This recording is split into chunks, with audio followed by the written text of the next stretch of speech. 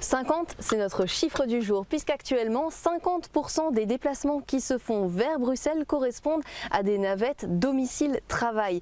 Et ça se fait généralement en voiture, puisqu'on va le voir ce soir, la mobilité entre Bruxelles et sa périphérie est loin d'être au beau fixe.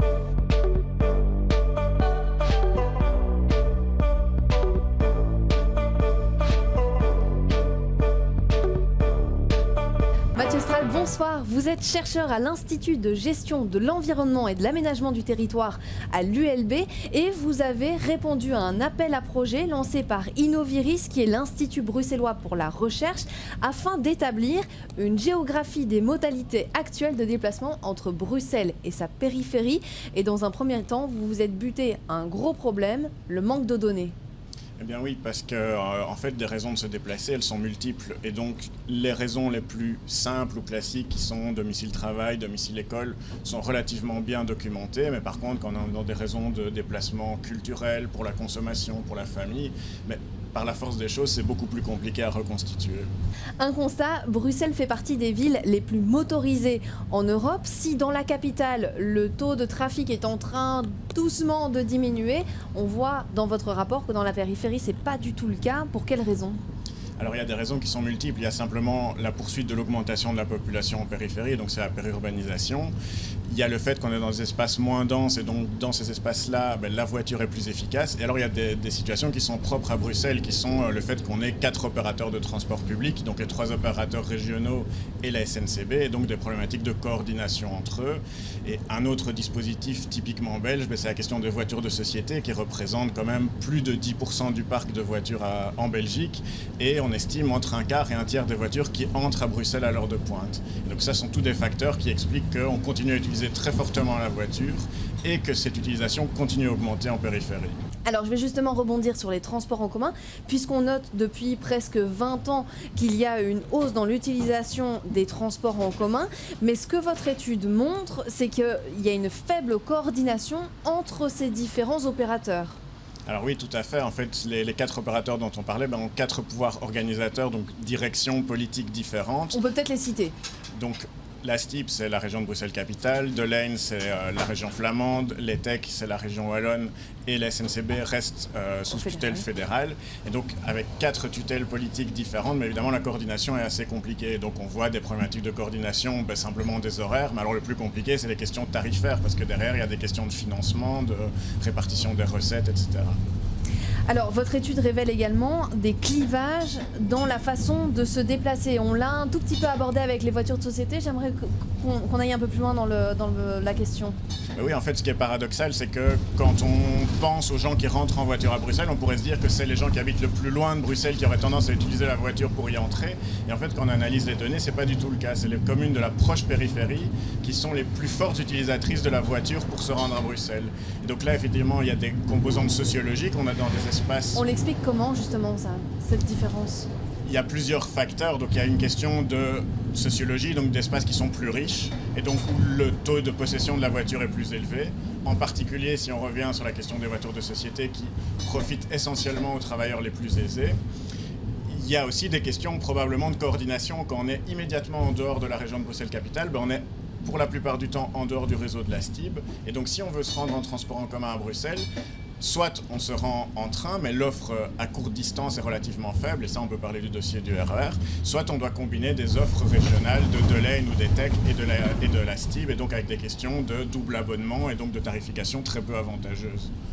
Alors, vous épinglez 3 destinations principales dans Bruxelles, en région Bruxelles-Capitale, la gare du Midi, la gare du Nord et Arlois. Et alors, ce que vous montrez dans votre étude, c'est que selon d'où l'on vient à Bruxelles et par où on passe, que ce soit par le sud ou par le nord, on va se retrouver plus ou moins embouteillé.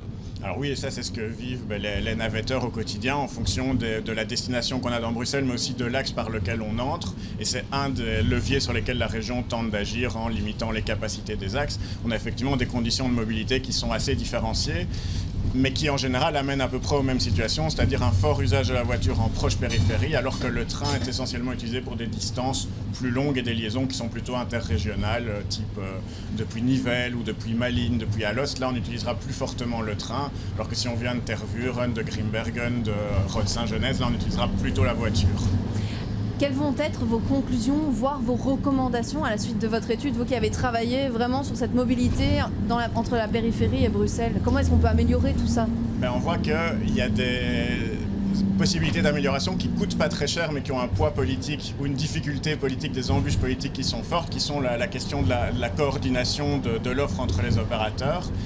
Après, ça n'empêche pas des mesures ponctuelles, par exemple sur un axe comme la chaussée de Ninove ou la chaussée de Waterloo, de mener des campagnes tests de coordination. On voit que ça pourrait fonctionner. Et alors, un mode qu'on a tendance à oublier, mais qui pourtant peut être compétitif, mais en fait, c'est le vélo. Le vélo avec le projet de RER vélo, le fait que le vélo électrique se diffuse et qu'en fait, pour des distances relativement courtes, y compris depuis l'approche périphérie vers Bruxelles, en fait, le vélo peut être intéressant. Et là, de nouveau, ça coûte beaucoup moins cher que d'investir dans des infrastructures lourdes telles que celles envisagées comme l'élargissement du ring ou autres. Merci beaucoup pour ce détail de votre étude du coup. Merci. Et justement, vous, si vous deviez rejoindre la périphérie en partant de Bruxelles, quels moyens est-ce que vous utiliseriez? C'est la question qu'on est venu vous poser. En périphérie, plutôt en voiture. Plutôt en voiture parce qu'il y a quand même des problèmes de communication, les bus, le train, je sais pas, non, plutôt en voiture. Est-ce que vous pensez que c'est compliqué d'aller en périphérie sans la voiture? Ça dépend où. Non, je pense que c'est comme à Bruxelles. Je pense qu'il y a des endroits qui sont très bien desservis par le train, vraiment, très facilement, et puis d'autres non. C'est galère parce que parfois en voiture ça met 20 minutes et en transport ça met 1 heure. Et donc fatalement, si on a une voiture, on se tourne vers la voiture. Si on n'a pas de voiture, on se tourne vers les transports. Voilà. Si vous deviez vous rendre en périphérie, là vous iriez comment? En périphérie, en voiture. Et si on vous enlevait la voiture? Si on m'enlevait la voiture, je me poserai la question plus tard. J'espère qu'on ne me l'enlèvera pas. Pierre-Simon, bonsoir. Vous êtes échevin de la mobilité à Kruinem, l'une des communes touchées justement en périphérie par cette difficulté de la mobilité avec Bruxelles. Et en plus de ça, hasard, vous êtes également un ancien administrateur de la STIP. Vous allez pouvoir nous apporter un éclairage différent, mais peut-être une réaction par rapport à l'invité qu'on a eu juste avant. Mais le premier constat que je dois faire, c'est ce que mon prédécesseur vient de dire. Je faisais le même constat il y a 30 ans. Et tout date pour moi de 1989 et de la régionalisation où en fait on a détricoté le réseau à la limite de la région bruxelloise et des communes périphériques.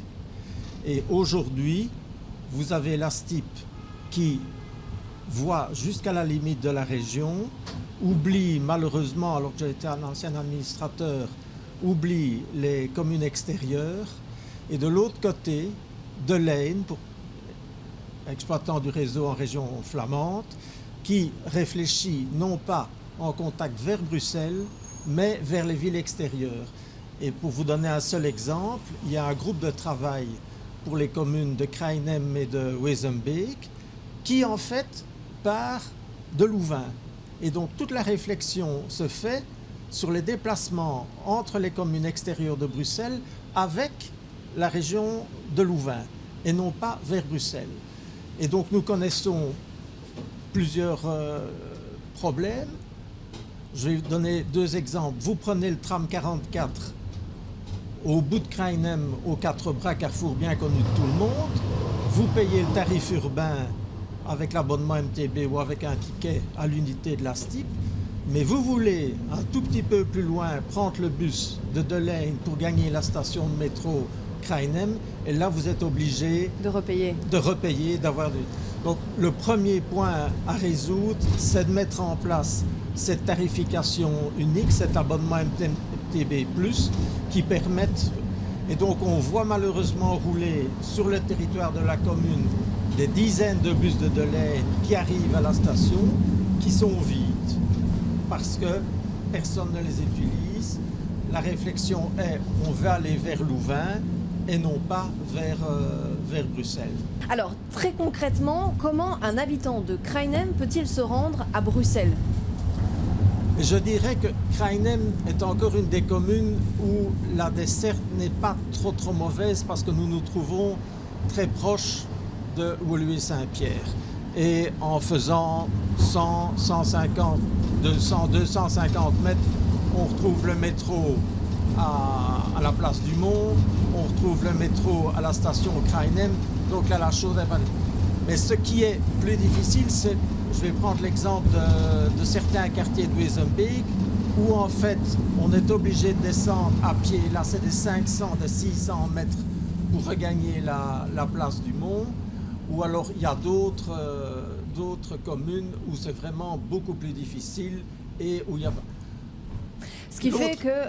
Oh pardon, excusez-moi. L'autre cas, c'est ce que je voudrais stigmatiser, c'est le parking de dissuasion de la station de métro Krainem. Il a été mis en place il y a plus de 20 ans, 25 ans à la construction du métro.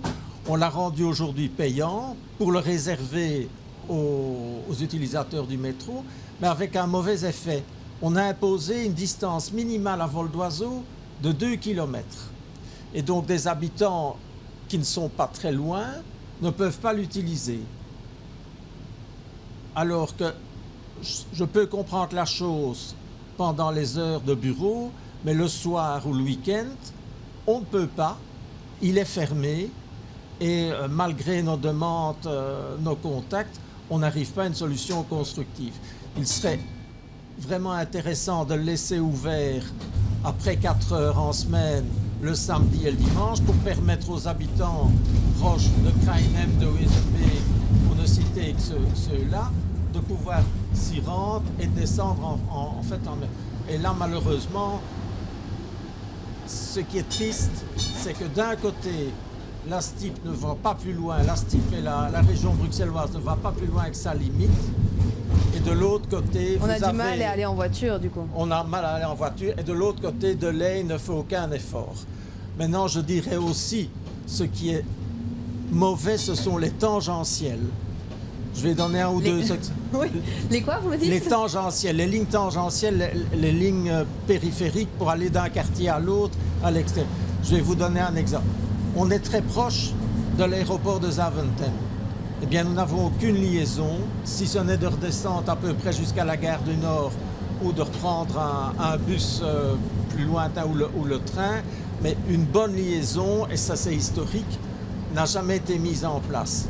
Je pense au cas de la ligne de tram qui devait être construite, qui était prévue depuis de nombreuses années, qui malheureusement ne se fera jamais le long du boulevard de la Wolu. On a aujourd'hui le 8 qui va jusqu'au shopping, jusqu'à la station de métro Rodebeek.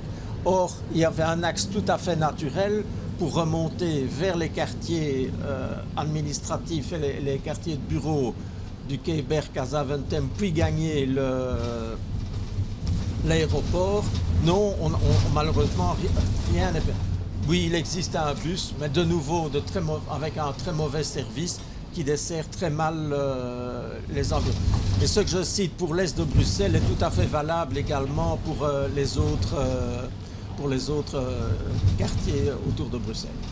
Merci beaucoup Pierre-Simon pour toutes ces explications. On l'a vu, selon nos intervenants, l'offre imparfaite au niveau des transports en commun facilite l'utilisation de la voiture dans les déplacements entre Bruxelles et sa périphérie. Et justement, la mobilité entre les deux va être un réel enjeu et défi pour le prochain gouvernement de la région bruxelloise ainsi qu'au fédéral avec l'offre SNCB. Et bien voilà, c'est la fin de cette émission. Je vous souhaite une très bonne soirée. Vous donne rendez-vous la semaine prochaine, même heure, même tram.